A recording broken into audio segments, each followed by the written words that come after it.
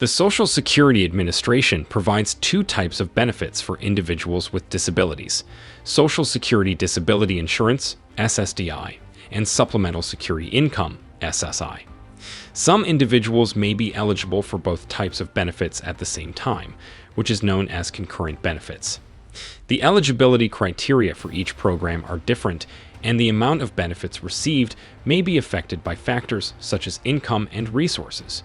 It is possible to combine disability and Social Security benefits, but it is important to understand the rules and regulations governing each program to ensure that you receive the maximum benefits for which you are eligible.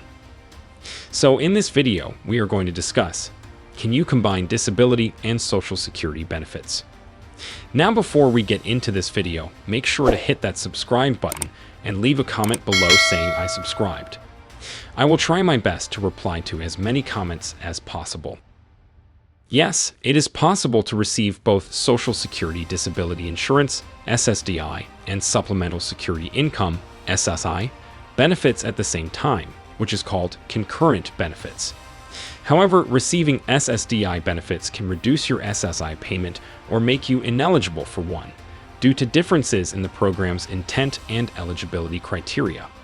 It is important to note that you cannot collect Social Security retirement and SSDI benefits at the same time.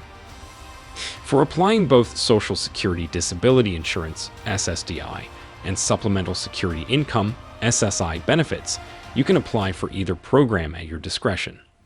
If you are eligible for both programs, you will receive concurrent benefits.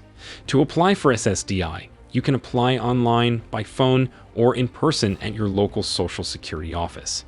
To apply for SSI, you can apply online, by phone, or in person at your local Social Security office.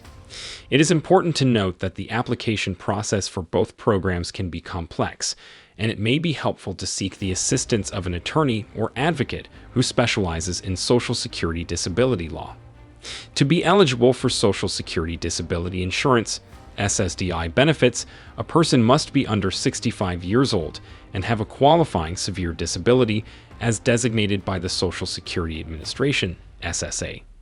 The eligibility for SSDI is also based on the person's work history and the number of work credits they have earned.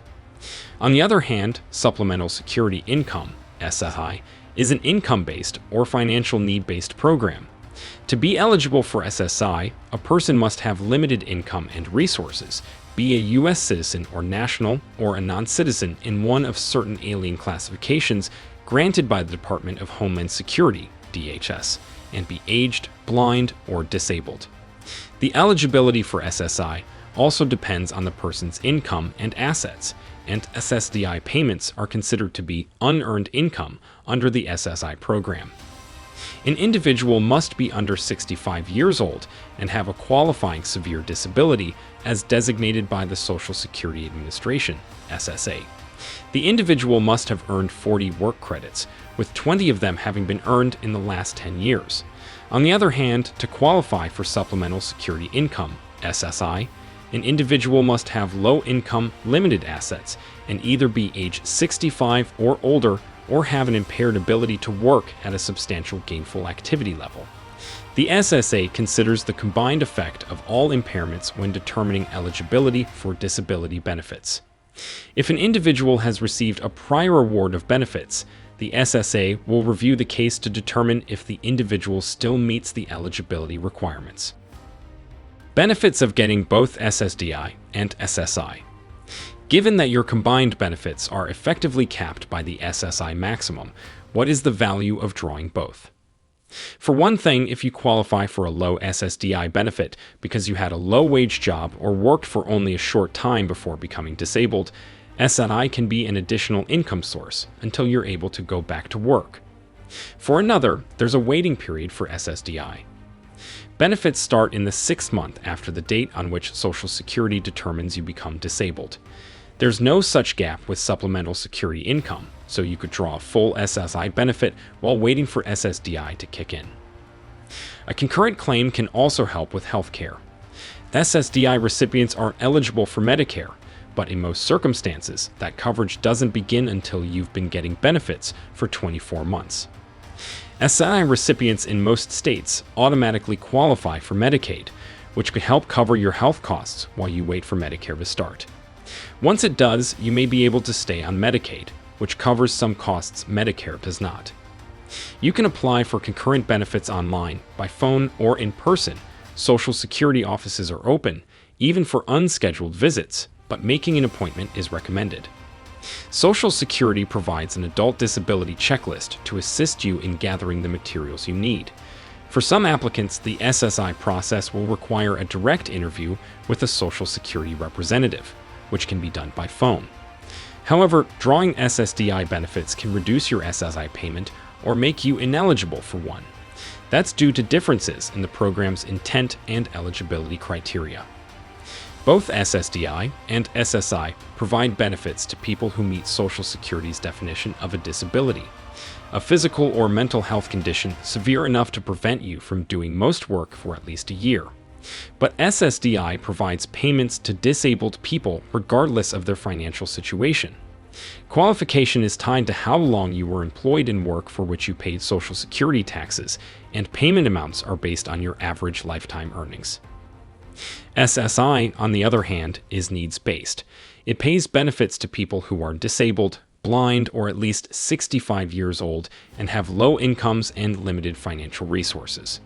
It is unrelated to your employment history. You can receive SSI even if you never worked or paid Social Security taxes. But you can't get SSI if what Social Security calls your countable income exceeds a federally set threshold, which in 2023 is $914 a month for individuals and $1,371 for couples. Those figures are also the maximum federal SSI payments.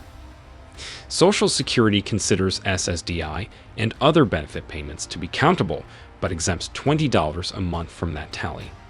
Thus, if you get an SSDI benefit that exceeds $934, you don't qualify for SSI. If your SSDI payment is less than that, you may be able to get SSI, but it will be reduced by most of the amount of your SSDI.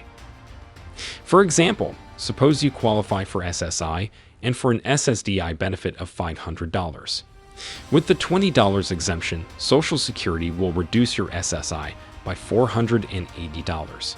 You'd still get $500 a month in SSDI and $434, $914 minus $480 in SSI.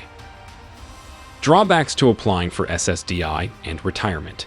This can backfire on some people, however.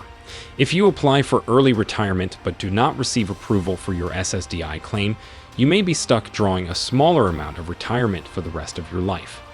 If this happened to you, we may be able to help you in appealing the SSDI denial. You have only 60 days to file this appeal after receiving a notice about the SSA's decision, however, so contact us as soon as possible after you receive a denial.